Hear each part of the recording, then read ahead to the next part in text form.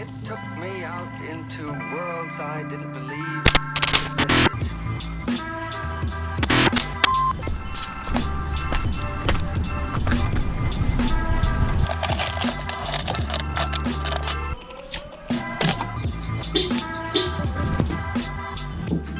There's not a whole lot in the way of accurate indicators on whether my day is going to suck or not, but anytime I get to take the Chenellian, it's usually an indicator that it's not going to suck that bad.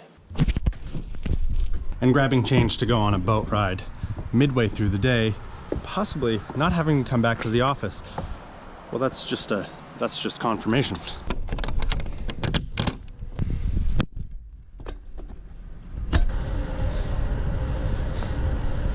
Just step one is don't get murdered by a vehicle on the way in.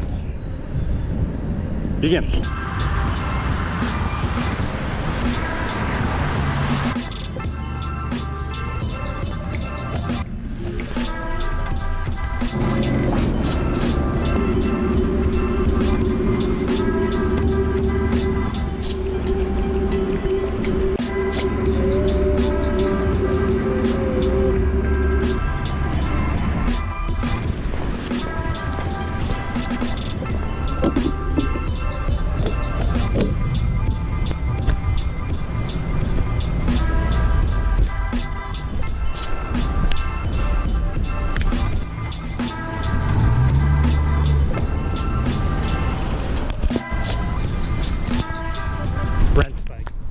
Frank.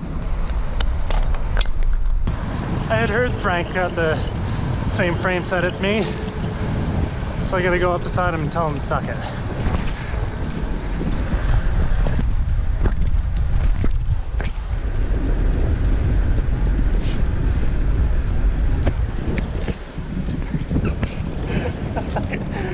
Pretty cool bike, eh?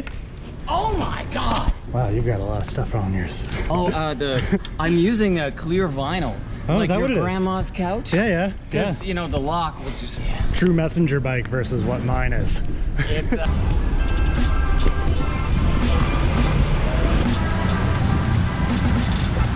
That could not have worked out any better at all. Messing with Brent's bike, make sure the cables don't move, and then getting to see Frank and giving him a second. I wholeheartedly miss being downtown Halifax all day during business hours.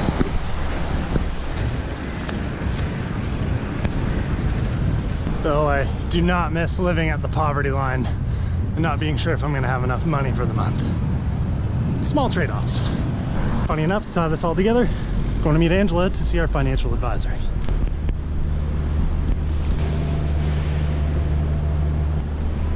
I would say I beat her here. Bikes are always faster in the city. Always remember that. If you don't think you want to ride a bike, but you're impatient, get a bike, ride in the city. I don't know why people get so worked up about wanting to have their car down here. I found parking already. I'm already here. It's just really hot. You look nice.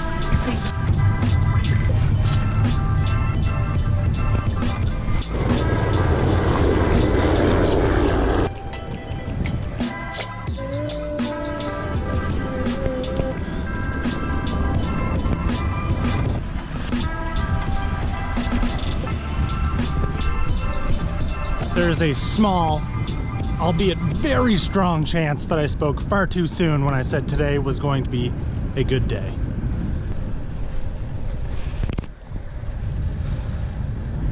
My original plan was to take the rest of the day off at around 10:30. Of course, when you plan for that, the opposite happens. All hell breaks loose. That's fine. Still making do with the time I have.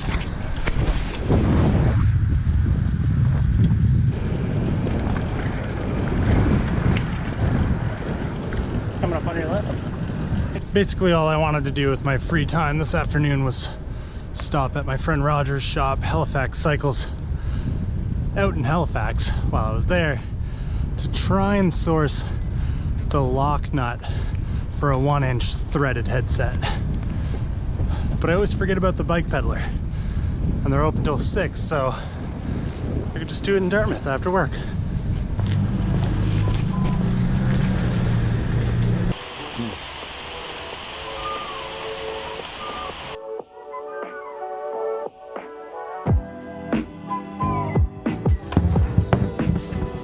Now, when I first put together that cafe racer, I had to use the bearing side of a 1-inch threaded headset. Thankfully, the threads of a 1-inch threaded headset match that of the stem of an XS400. As you can see here, this is the stem of an XS400. This is the triple of a CB550, which, as I put it on a straight surface, looks bent, which confirms my suspicions of having a bent triple tree, and that's why it wouldn't go together straight. But the nut that was originally on this when the bike was set up, it was all marred up. The threads were destroyed. So knowing what I know, that the threads match my XS400 stem, I went and picked one of these up. There, it's a different day now. My beard's bigger. 8 hours later.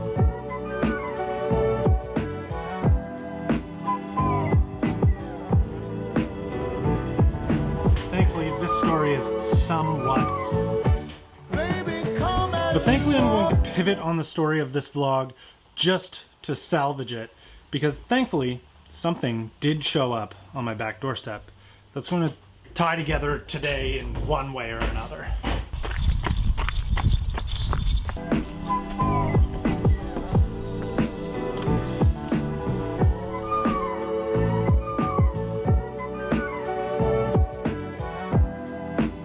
Remember how I started this video by saying I know it's going to be a good day based on being able to ride the Shinelli to work?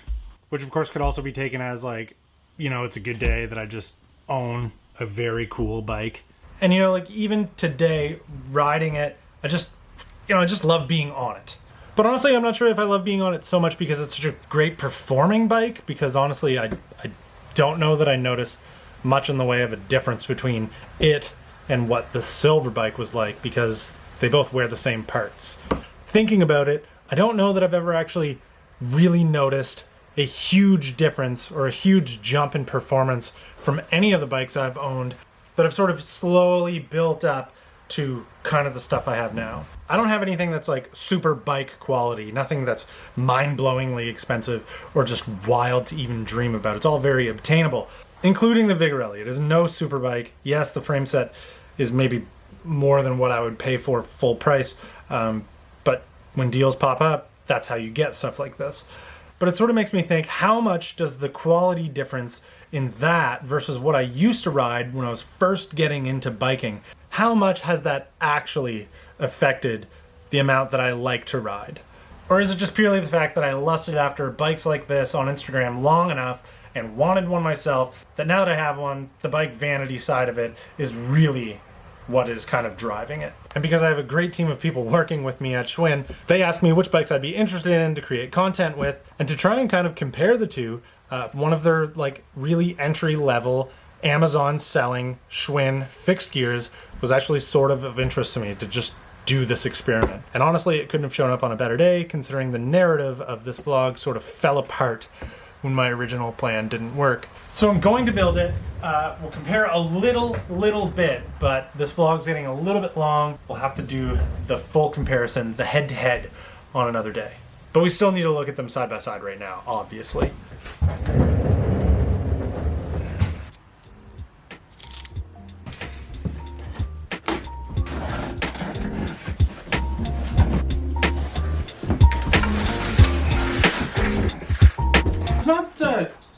It's not too heavy.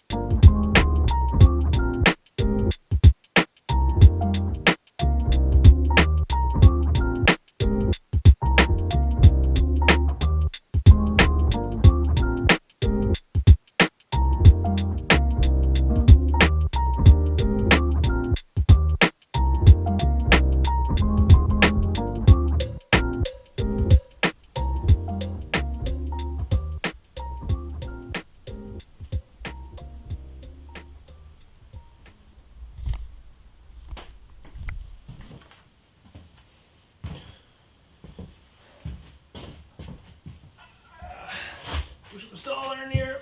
All right, so some pretty obvious aesthetic differences between the Schwinn and the Cinelli. Probably most notably in the head tube, top tube fork area. Without getting in this too much, because I feel like if I talk about it too much, I'll end up shooting the video that I actually want to shoot on another day.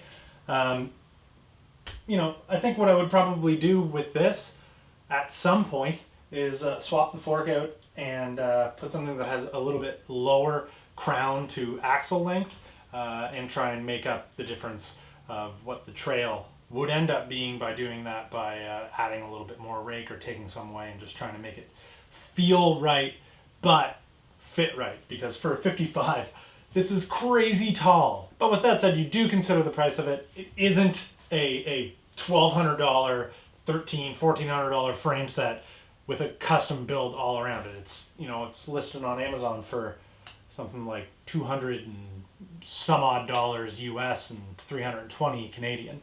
I do still believe though that taking the time to put it together properly and also putting in the effort to try and make it look a little bit better goes a really long way. I think that this out of the box, built the way that I put it together, you know, it can be a really good starting point. A place to get into riding a fixed gear without having to spend a ton of money and leave your aspirations and your small incremental upgrades to lead you to something like this. Okay, I feel like I've said too much. This was not the video I wanted to do this in, but I am pretty excited to actually ride this thing a little bit more than what I did, and then really pit them against each other on, like, you know, some city riding and some road riding.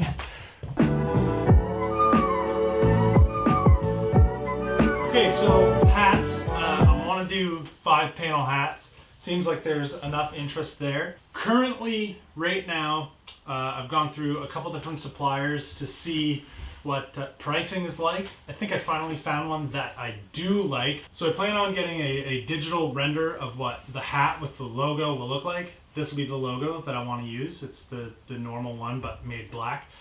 It'll be embroidered on the front of the hat, just like where the Cadence logo is on this one. And yeah, at some point there'll be a Shopify link, and I'll put it on. Ugh. God, it's so tall, and I'll post it at the bottom of some video.